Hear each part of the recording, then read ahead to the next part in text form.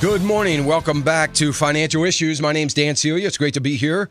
This morning we do have some economic news that came out. Some of it's fairly relevant. I also have some issues that I want to talk about that I was hesitating. I wasn't going to talk about. I thought about it yesterday. I went back and looked over a report that came out on Monday and some other information that's out there this morning and thought, I really need to talk about this. So I am going to talk about it. It's going to seem like it's a little bit out of the wheelhouse here of the American economy, but you will see that I will bring it back and tie it in. And the reason why I think that I better not do what everybody else is doing, and frankly, what everybody else is doing is ignoring something very important. And that is not like me, obviously, to just kind of go with the flow. So I think, as a matter of fact, I think it's very important data. So we're going to talk about that, and it's going to have something to do with what's going on in Asia and China. And I'm going to pull it back here to America, and I think that it's going to confirm some of the things that I have been saying for the last year or so. So we're going to talk about that in a minute. First, let me just mention the jobless claims. Jobless claims down. First-time unemployment claims. This is first-time unemployment claims this week. So this is report today for last week. It was down 14,000 to 348,000. We're again approaching that 350,000 mark. Most economists had expected 335,000, so that's a pretty big miss on their part. In fact, it's 348 and it was up 14,000. Now, if we want to call a 4-week, which I am okay doing that, calling 4 weeks a trend, we've got a trend here that is alarmingly going in the wrong direction. Now, I am not as alarmed as I might be otherwise because of the weather. And I do think that over the last 4 weeks, the weather does impact this a little bit. So I think that I don't know that we can get to the point, or at least I'm not comfortable saying we've got an alarming trend and, expressing that this is going to impact the economy and us in dramatic fashion. I don't think we're ready to say that yet. So, and primarily due to the weather. I don't want to be one of these blaming the weather for everything, but this is one where I think it could apply. Continuing claims increased 8,000. That's on the back of, what was it last week, a 14,000 increase in continued claims. We are hovering around that 3 million mark that we've had since 2009. Since 2009, yes, that's what I said. Well, wait a minute, 2009, we were starting the recovery and, think since 2009.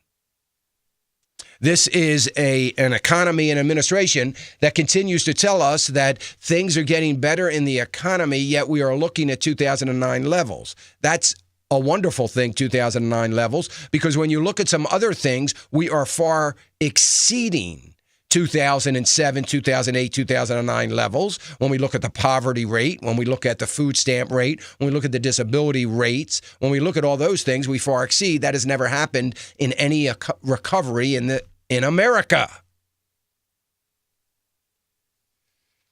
So this is just another situation. Durable goods, good news today. I guess it's good news. Durable goods number was dropped 1%. They were expecting about a 4%. So they beat expectations there. It was down 1%, but that's on the heels of two pretty big declines. As a matter of fact, December was revised, and December's decline was 5.3%.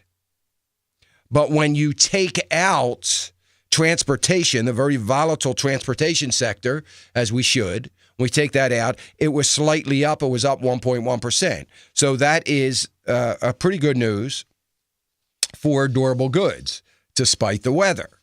So again, now we have a number where there's no correlation to the weather, which kind of should be. I mean, people aren't out buying durable goods. I don't know anybody that's going out to buy the refrigerator they needed in the snowstorm. But Nevertheless, that could be impacted. But remember, we got new home sales that were up, and new home sales participates dramatically in durable goods because, builders are furnishing with appliances and such these new homes. So there is some correlation there. So that's some good news. But the real good news in the durable good number, and I'm not all excited about it, 1%, based since we're coming off some very large 2 months of decreases. Durable good numbers, the most important or the standout piece here is that business investment jumped 1.7%. Now, you've heard me talk about it before. I like business investment. That is a key to my thinking as we look forward to the economy. Business investment is key to a recovering economy. Business investment would include things like an addition onto a plant, modernization of an assembly line, new software, new hardware, robotics, automations, whatever it is, anything that is improving the business or preparing the business for the future would be business investment. So that's good news to see that up. So excited about that, I guess. But we got to take a little bit of the good out of that. We'll see if it's going to last, if it's some sort of trend. Traditionally, by the way, business investment is usually up this time of year and usually up a little bit towards the end of the summer. So this is traditionally a time when people are looking at their annual budgets for this year and spending some money on some of these upgrades that they know they need. The question is, are they spending upgrades in automation, in robotics, or are they preparing for a coming good economy? I think it's the former, not the latter. I think they are preparing for not an upcoming surge in the economy. I think they're preparing for more efficiency and effectiveness with fewer people or the same people they have. What I want to talk about when we look at the future of the economy, and one of the things that you all know that I've been very cautious in talking about the economy as we head through and into 2014, as we are about halfway through the first quarter of the year, we need to be trying to look ahead and get a feel for where we are with our investment strategies. And there are some very interesting things that we need to talk about that seems to be have been ignored, myself included, although I haven't totally ignored it. I haven't ignored it as it relates to America, but I have ignored it somewhat as it relates to other parts of the world. And I'm talking about deflation. Now, you remember back some 8 months ago, as I was talking about Ben Bernanke and talking about Janet Yellen, saying that their number one issue has got to be deflation. So I even wrote an article about it saying that it is very unlikely, in my opinion, that even if we get down to, we're not doing any more quantitative easing or buying of these bonds, if that gets down to zero, I think it's going to come back, and I think when it comes back, it's going to come back with a vengeance. And I think it's going to have a lot to do with the eye on deflation that the Fed is going to have to look very careful at. So we can't ignore what is going on as far as deflation when we look at the Eurozone. Now, let me just explain this to you once again. The Eurozone is the number one importer of goods coming out of China. Why does that matter? Well, I'll get to that in a second. But the Eurozone is it's the second largest economy. I'm not talking about a country. I'm talking about the 27 countries that make up the Eurozone. Okay? So they're the largest importer from China, with China goods, okay? So when we look at that, we have seen a dramatic increase in deflation, and it's been continuing through the last few months. And I'm looking at some numbers from a report that came out Monday showing consumer prices dropping at the fastest rate. Listen to this. Consumer prices dropping at the fastest rate since they've been keeping records. Cyprus, Greece have dramatically fallen prices. I don't have to tell you about Cyprus and Greece and the problems they already have. Italy, one would think, can't be far behind. And in fact, it probably isn't. Italy being the second largest economy in the Eurozone. Prices are falling about 2.1% in January, and in France they fell, France being the third largest economy, and when we look at France falling at 0.6%. This is indicating, when we see these falling prices, are a strong indicator that the economy in the Eurozone is headed into fresh, brand new troubles that could lead to another recession. When you factor in the crisis that we could be on the very beginning of a crisis in China, when we see not only falling prices, but we see issues when we see fallen prices in the Eurozone. Remember, it's the largest area of import goods for China. When we see those areas dropping, listen, prices aren't falling because there's great demands for goods, right? Prices fall because there are no demands for the goods. When there are no demands, they lower the prices, hoping to get rid of the inventory. That's what's happening. When we see demand begin to wane like this dramatically, that means there are problems afoot. Make no mistake about it. So why do I care about communist China? I care about communist China, not because I necessarily care about communist China, but because I care about the global economy. China, remember, don't forget this, China is 1/6 of the world's population.